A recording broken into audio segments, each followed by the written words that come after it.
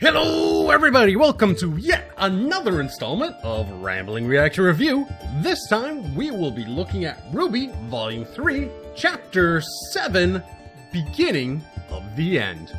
Now, before we start the review, I want to quickly note something. There is now a viewer discretion warning linked to this episode of RWBY written up by Gray. The too long didn't read of it is, if you have a child or younger sibling watching RWBY with or without your supervision, you might want to watch the next few episodes yourself before letting them. The show is about to get dark fast. For now, let's get started on this episode.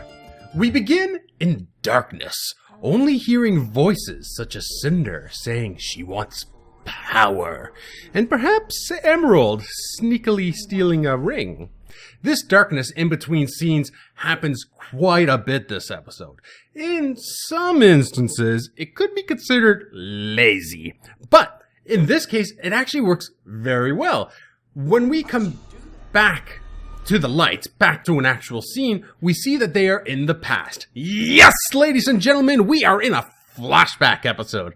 And as I was saying, the dips to black in between each scene that you will see not only give us some mysterious, spoopy information, but the main reason that it actually works so well and is not lazy is that it is a great transition to show that there has been a passage of time in between each scene. They cover a lot this episode, and I feel that this sort of transition is maybe the best way to bridge that gap in between each jump in time, yet keep us up to speed. How far in the past we are for this flashback episode is not exactly known. I'm thinking maybe about a year. Now, here, Cinder meets Emerald for the first time, confronting her on how she managed to steal a ring without anyone batting an eye. As Cinder states, Emerald wasn't sneaky about stealing the ring. We'll get into this a bit later, but basically she walks out of the store with the shopkeep smiling and watching Emerald's semblance at work. And we'll get into that whole semblance thing of Emerald's later. This is a very simple scene, but as it being the first scene, it imparts much. One thing is that this is before Cinder was as powerful as she was now. Yet notice her confidence. Even in the past, she has great confidence. I've already told you, and I don't like repeating myself. Notice her weaponry too. As I said, she didn't have as much power. She actually has to carry her weapons instead of just producing them. 2 blades and arrows. In the present, we saw her produce those out of thin air. Here, she carries them around. Also, I like short-haired Cinder. Between that and the slight alteration to her dress, it makes her seem younger, but more wild at the same time, more like a warrior. Emerald's design for this flashback has changed a bit too, but not as much. Same pants, different top, again making her look younger. But, unlike Cinder, Emerald looks more inexperienced now, less of a hardened criminal and more of a basic thief. The next fade to black happens, and things get a little creepy. Here we hear Cinder and Emerald's voices mixed in with what sounds like growling of some sort. My theory is that Cinder is showing Emerald that either she or somebody else can control the Grimm. In the end, there is an unknown voice with Cinder as she asks for an apprentice. This person might be Cinder's master, who she is telling in the first bit of darkness that she wants power. Also, Emerald is heard thanking Cinder after being asked to follow her in a way with such emotion that you know that Emerald is going to be very loyal to her. Fade up from black to Mercury, who has just killed his father, Marcus. Well, that puts to bed the whole theory of Crow being Mercury's dad. Sorry guys, but Marcus was the assassin that Cinder wanted as an apprentice. She saw the fight between him and Mercury take place, so she takes on Mercury instead. Now this scene is really dark and speaks to how messed up Mercury's past must have been. Before, we heard him mention how his father was an alcoholic, but to go this far, not only to kill his father, but to also burn down their family home. The home being set on fire actually piques my interest the most about this scene. That truly shows that this was a fight of resentment and rage. The house in the background represents Mercury was ending this abusive relationship with his father and leaving it in the past. The best examples of this sort of imagery in other media can be seen very famously in the anime Full Metal Alchemist, as the Elric brothers burn their family home before their journey so they can move forward from the memories of their alchemy failure and their missing father. Also in the movie What's Eating Gilbert Grape? Spoilers, because this is near the end of the movie, click here to skip. The kids burn down their family home at the end with their morbidly obese dead mother inside. The written reason is to save from the embarrassment of having to get a crane to lift her out of the house, but it also symbolizes that what is left, living of the family, is ready to move forward, burning down the house with the past. On top of all that, again, the darkest scene so far that the show has had to offer may be the beginning of what Gray had mentioned in his viewer discretion post. This is our first dead body, but not on-screen death, and maybe the most blood on a character so far, from Mercury's beat-up face to all the bloody bandages on his legs. He's got a lot of blood on him there. On to another transitional scene, we fade to black and some more interesting info. Emerald never wanted Mercury as a partner, and gets bee-slapped for insolence, most likely by Cinder. I wonder if she is jealous that Mercury could become Cinder's new favorite over her. Also, I think during this little period we hear Roman's voice for a second, right after Mercury talks about going to Rats to learn about a city. But we end up coming back up from black after the transition to the White Fang's camp. I bet it was Torchwick that sent them there. We get our first scene with Adam Taurus this volume, but since it's kind of in the past flashback sort of way, it's a bit lackluster in my books. I think I'll be more pumped to see him in a present day episode. And since this is the past, we also get to see Blake right after Adam kicks Cinder and her group out of his camp. This scene's dialogue really goes to show that Adam wanted the White Fang to be revolutionaries. Originally, that more than anything else. The White Fang is not an organization for hire. We're a force of revolution. Also, this places this point in time, these events, right before the events of the Black Trailer, as the train heist is mentioned and Blake is still with the White Fang. Another transitional segment, Cinder has a plan to enact. And a new voice is heard. A girl looking for someone. I think it is Yang. Yang, we know during the yellow trailer, is looking for someone. Also, we know in the series that she is looking for her mother. So, this might actually be around the same time as the yellow trailer as well. Finally, the moment we've all been waiting for with bated breath. We are now into the Fall Maiden fight with Cinder's group. Before we get into the fight, just look at this shot.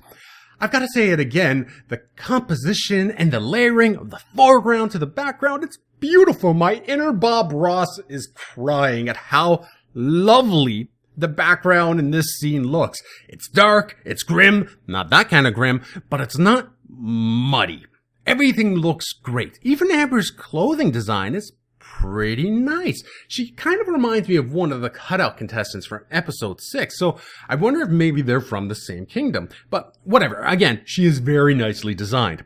The fight begins, and it's a good one at that. With Emerald and Mercury taking the lead, Amber is holding the two at bay. And get an eyeful of this, after this attack, Mercury's legs from the kneecaps down are robotic. That explains the blood and bandages on his knees a few scenes back with his father. He must have just put those legs on for that fight. And there's so many more surprises to this fight as well, like the Fall Maiden's ability to reach the Avatar state. You cannot win. Amber puts up a good fight with all these powers, but with Cinder joining the fight, eventually she gets overwhelmed. Now, before we get into the super creepy part coming up, let's analyze that fight a bit. I've already touched on Mercury's prosthetic legs. Not much to go there. It might have been his father's, he put them on right before they fought, yada yada yada. Let's talk more about Emerald's semblance. If you notice the editing of the scenes when she's using her semblance, cutting back and forth from the little girl to her to there being nothing there, that was done definitely on purpose. It's to show that Amber is the only one seeing the little girl. Anyone else walking by would have not seen it. This shows that Emerald's semblance only affects who she wants them to see. I said that a bit weird, but like, look at the jewelry store owner. He saw what Emerald wanted him to see, but Cinder could still see the truth. So it's not a real illusion that she puts out there and everyone sees. It's more like a telepathic override of what the person's mind is interpreting. An illusion everyone sees. Like, think of a forced perspective painting or a heat mirage. But what Emerald does is affect the person's mind directly, telepathically. Next, Amber's, let's call it the Maiden State. This high-powered state she goes into with the glowing eyes reminiscent of the Avatar state grants her a huge power boost to the point that she is throwing lightning, not the little electric base attacks that we see from Neptune or Nolan. What? No, this is full-fledged Wrath of God lightning. But she can't maintain that state for long, it seems. Whether there is a time limit or an upper power limit, she eventually gets knocked out of that state. It could even be possibly based on her concentration, whether she gets to stay in that state for long or not. Outside of that, Amber's hand-to-hand combat skills are at peak too, holding her own at one point without any maiden powers, able to fight off her opponents and still get into one more quick instance of the Maiden State before getting shot in the back by Cinder. Now, here is where things go from just dark to kind of creepy. With Amber defeated, Cinder dons a white glove with the symbol of a red eye on the back. From it, she summons a beetle Grim. And here's the creepy part. The thing attaches itself to Amber's face, and that attachment of goop is used to drain the maiden force from her into Cinder. Now, the eye symbol, I'm on a little bit of a loss on, but the beetle I think holds some symbolics. The beetle, to me, looks like a scarab. In ancient Egyptian religion, the scarab symbolizes rebirth. Perhaps in this case, it symbolizes Cinder's rebirth into the Fall Maiden. Well, almost the new Fall Maiden. Luckily for Amber, Crow arrives to save the day and cuts the connection. Then the glove either disappears or it's absorbed into Cinder's skin. I don't believe she made the glove with her own power. I think the person that she was telling at the beginning of the episode that she wanted power must have given it to her. Also, talking about the eyes, like the eye on the glove, this spinning dark vortex appears everywhere. We've seen it in the opening credits. We've seen Raven disappear into it in Volume 2. Is this like the eye of the enemy, like the eye of Sauron? Is this what the eye on Cinder's glove represents? This weird eye-like portal? That whole sequence had me on edge the whole time, and not in a cool, epic fight sort of way, but in an almost uneasy way. That music with the screechy violins and the other string instruments, they fit the scene so well. The music felt so menacing, almost like the screeching of banshees at some point, adding an air of unease and anxiety like a slasher film that you're almost too uncomfortable to watch but can't turn away. Another transition, and Cinder speaks of her hunger for the rest of the Maiden's power, but to whom we still don't know. Back from the transition, we return to the White Fang's camp, and it seems like it's now after the train heist. Blake has left the White Fang, but that's not all. Cinder gives Adam an offer he cannot refuse. So now, we know that Adam is not truly an ally to Cinder's cause. Basically, her deal was take the deal or get annihilated. It almost feels like she wasn't just holding him hostage, but the White Fang hostage from Adam. Then we are brought back to present day, where we left off with the Yang-Mercury fight. We see Mercury being taken off the arena by emergency responders, and oh, really? Cinder also as a medic. Come on, is she 007 or something? First pretending to blend in as a student, but now as an emergency worker too? Everything is coming together. It's great. Mercury is hamming up his injury to his broken robot leg. And it is also made quite clear that Emerald's power to affect the minds of people she targets, in this case, it was Yang, making her think that Mercury attacked when he actually didn't, and then the emergency workers when they came on. If you look at the scene, nobody else was actually looking at Mercury. All the soldiers that came out, well, the real ones, not the robots, were all staring at Yang, concentrating on their perp. They didn't look at Mercury, so they wouldn't have noticed that his leg was actually a robot. She says right here that she can only deal with maybe 2 people at a time. One mind I can handle, but 2 is a stretch. And right there, that's her weakness. She can only use her power on 1 or 2 people at a time. She can't use it on a full 4-man team. Wait, is that Neo? Neo is driving. Does she need a booster seat? Like, can she reach the pedals? Okay, well, hey, short jokes aside, we get another beautifully drawn scene. I really just think I found myself a new desktop wallpaper here. Look at this night shot of the arena floating over the city. Beautiful. In the end, it's all according to plan. Spectacles, the negative emotion, drawing in the grim. And this last scene is neat. I kind of like watching Mercury tinker with his robotic legs. It's kind of like watching Winry fix Edward Elric's arm. But it looks like he's going to have to hang low now since everyone thinks that his real leg is broken, even though he doesn't have actual real legs at all. Meaning we might not see him for the next few episodes if he's hanging low. I wonder if that's illegal or something for the tournament. Like, you don't see any other fighters with robotic enhancements, do you? Would that make Penny illegal too? Well, that's it! Holy crap, that didn't feel like only a 15-minute episode. That felt like bloody hours worth of narrative and fights. I love how they tied the past into the present and still answered so many questions, but left us again with more questions. Again! That's a good sign, though. It's a good sign of writing, causing the viewer to want more. I need a nap to process all this now.